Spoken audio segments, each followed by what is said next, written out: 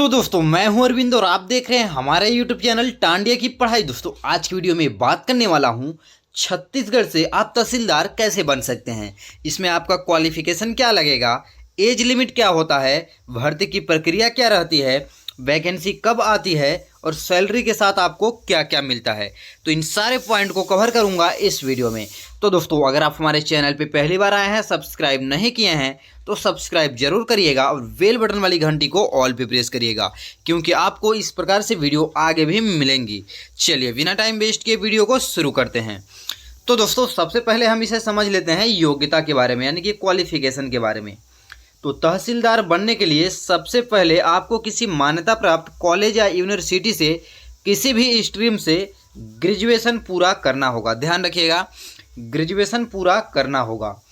इसके अलावा आपको बेसिक कंप्यूटर और राज्य की आधिकारिक क्षेत्रीय भाषा का ज्ञान होना चाहिए। ये जरूरी नहीं है, लेकिन अगर होगा तो अच्छा है। और सबसे पहले आपके पास ग्रेजुएशन की डिग्री होनी चाहिए, तो इस बात को आप नोट करेंगे। अगले पॉइंट में हम बात करते हैं तहसीलदार बनने के लिए आयु सीमा की। तो तहसीलदार बनने के लिए आयु सीमा 21 से 40 वर्ष के बीच होती है। उसी प्रकार तहसीलदार बनने के लिए ओबीसी, एससी, एसटी उम्मीदवारों को नियमानुसार कुछ वर्ष की छूट भी दी गई है। जैसे ओबीसी को 3 वर्ष, एससी एसटी को 5 वर्ष। तो इस पॉइंट को भी आप नोट करेंगे। बात करते हैं अगले पॉइंट की। अगला पॉइंट है तहसीलदार बनने के लिए चयन प्रक्रिया क्या है, यानी कि सिलेक्शन प्रोसेस। यदि आप तहसीलदार बनना चाहते हैं तो तहसीलदार बनने के लिए आपको सबसे पहले राज्य लोक सेवा आयोग, जिसे हम सीजीपीएससी कहते हैं और राज्यों में पीएससी के नाम से जाना जाता है, तो पहले राज्य लोक सेवा आयोग द्वारा आयोजित सिविल सेवा परीक्षा उत्तीर्ण करनी होती है, जिसे 3 चरणों में विभाजित किया गया है, जो कि इस प्रकार है। पहला नंबर आपका होगा जांच परीक्षा, इसके बाद होगा मुख्य परीक्षा, इसके बाद होगा इंटरव्यू। अब इसे हम प्रीलिम्स बोल सकते हैं, दूसरे को मेंस बोल सकते हैं और तीसरे को इंटरव्यू बोल सकते हैं।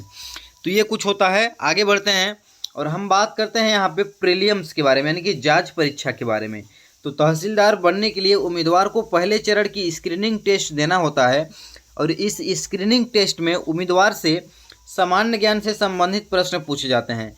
यदि जो उम्मीदवार इस परीक्षा को अच्छे अंकों के साथ उत्तीर्ण करता है तो उस उम्मीदवार को मुख्य परीक्षा में शामिल किया जाता है। इस पॉइंट को नोट करेंगे। मुख्य परीक्षा के बारे में बात करें, जैसे ही आप तहसीलदार बनने के लिए स्क्रीनिंग टेस्ट उत्तीर्ण कर लेते हैं तो आपको दूसरे चरण की मुख्य परीक्षा के लिए बुलाया जाता है। हालांकि मुख्य परीक्षा स्क्रीनिंग टेस्ट की तुलना में बहुत कठिन है, जिसे उत्तीर्ण करने के लिए कड़ी मेहनत के साथ साथ सफल होने के लिए सही मार्गदर्शन की आवश्यकता होती है। यदि आप इस मुख्य परीक्षा को अच्छे अंकों के साथ पास कर लेते हैं तो आपको आगे के साक्षात्कार के लिए बुलाया जाता है, यानी कि इंटरव्यू के लिए आपको बुलाया जाता है। इंटरव्यू में क्या होता है, तहसीलदार बनने के लिए जैसे ही आप दोनों परीक्षाओं को सफलतापूर्वक पास कर लेते हैं तो आपको इस परीक्षा के अंतिम चरण इंटरव्यू के लिए बुलाया जाता है। इंटरव्यू में बैठे कुछ अफसर कई तरह के सवाल करते हैं, जिनका आपको सही जवाब देना होता है। यदि आप इस इंटरव्यू को ठीक से पास कर लेते हैं तो आप सीधे नायब तहसीलदार के रूप में नियुक्त हो जाते हैं। इस पॉइंट को नोट करेंगे। अब बात करते हैं यहाँ तहसीलदार बनने के बाद आपको कार्य क्या मिलते हैं। तो तहसीलदार के कार्य भूमि से संबंधित विवाद को सुनना और समस्या को हल करना, पहला पॉइंट। दूसरा, तहसीलदार के हस्ताक्षर के साथ जाति प्रमाण पत्र और विभिन्न प्रकार के प्रमाण पत्र मान्य होते हैं। ध्यान रखिएगा, तहसीलदार के प्रभारी के तहत जो भी सरकारी धन एकत्रित किया जाता है उसकी रक्षा करना एवं तहसीलदार की अधिकारी काम होता है। तहसीलदार का काम तालुका के भीतर सरकार के सभी मामलों की देखभाल करना और पूरी ईमानदारी और अखंडता के साथ अपनी जिम्मेदारी को निभाना। तहसीलदार तहसील आहार की निगरानी करता है और बीज और उर्वरक आवश्यकताओं की आपूर्ति करता है। मुआवजे का प्रबंधन तहसीलदार द्वारा किया जाता है, जो किसी भी कारण से फसलों के नुकसान का मूल्यांकन करना होता है। इसके अलावा भी तहसीलदार के कई अन्य कार्य हैं जिन्हें आप अपनी जिम्मेदारी को पूरी निष्ठा से निभाना होता है। तो इस पॉइंट को आप नोट करेंगे। हम बात करते हैं अगले पॉइंट पे, और अगला पॉइंट है तहसीलदार बनने के लिए तैयारी कैसे करें। तो दोस्तों तहसीलदार की तैयारी के लिए किस किस विषय का अध्ययन किस समय करना चाहिए, इसके लिए सबसे पहले आपको एक टाइम टेबल सेट करना होगा। आपको सामान्य ज्ञान और करंट अफेयर्स पर अधिक ध्यान देना चाहिए। ध्यान रखिएगा, प्रतिदिन दैनिक समाचार पत्र पढ़ें और मुख्य मुद्दों पर ध्यान दें। राष्ट्रीय और अंतर्राष्ट्रीय स्तर पर होने वाली घटनाओं की जानकारी होनी चाहिए। इस परीक्षा के पुराने प्रश्न पत्रों को एकत्रित करें और उन प्रश्न पत्रों को हल करने का प्रयास करते रहें।